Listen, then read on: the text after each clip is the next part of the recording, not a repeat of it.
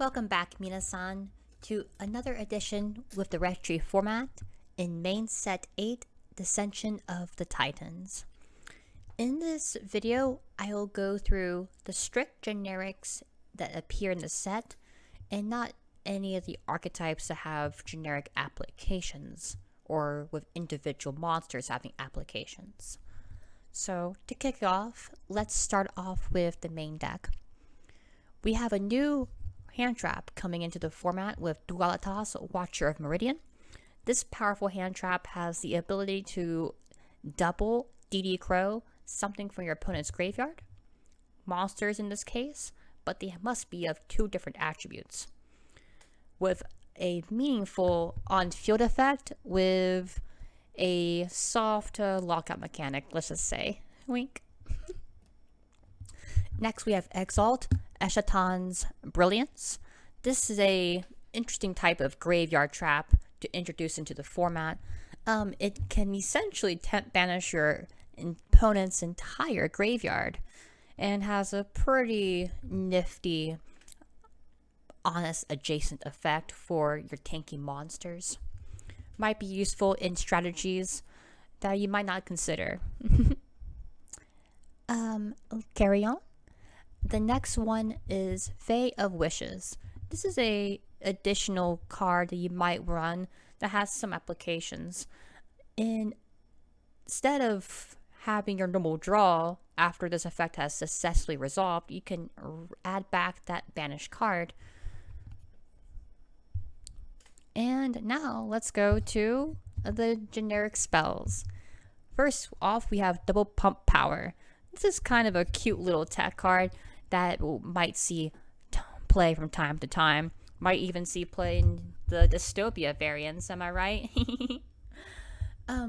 Otherwise, it has usefulness with being a material in your hand to discard.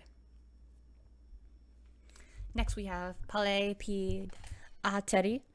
An interesting card that can have potential crazy implementations in the future, since it has the ability to special summon a monster from your hand by paying a hefty cost of banishing 2 cards from said hand, although it gives a number of bonuses to that monster.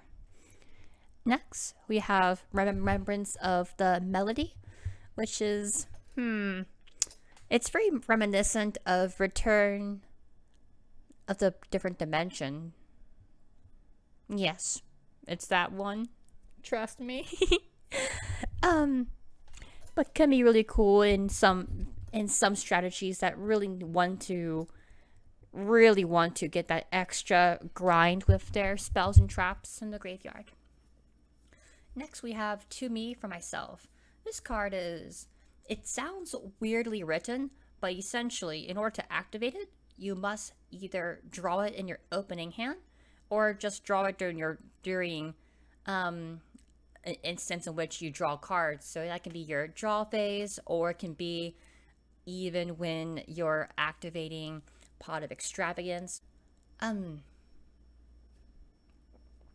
Now, its implementations is essentially as a really gimmicky draw too, but you might see it around. I think it's a really interesting card and pretty fun. Next we have Let's Try That Again. This card has a number of different applications for protection, either by battle or by an opponent's effect, and having a bonus of you take no damage risk that turn. It could come up in a pinch, and you might see it around. Next we have Pure Macabre. This card is pretty cool, if I do say so myself. Having the ability to non-target destroy a number of cards is great, especially if you're running a deck that has native draw power anyway. You might see this around in hard control, especially if they're making Avatas regularly. And lastly, let's go to the extra deck.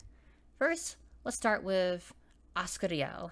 Oscario is a pretty great monster to have mid to late game, with the ability to recur turn by turn once it's destroyed by battle. It also has the ability to inflict damage to your opponent via burn, which could lock them out of monster effects in a reduced game state. Next, we have Catharsis. This card is really cool here. It has the ability to not only be just a regular beater, possibly 2 to 2300 attack, it has also a very useful effect on field that not many generics Link 2s have, and that is the ability to temp remove something at the end of the damage step, which, needless to say, is really good. Carry on, we have Oranos, Shackled Skysoul.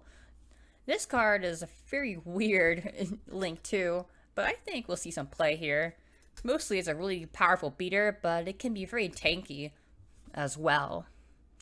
And lastly, we have Superconductive Thunder Onimaru, which is a really useful Link 4.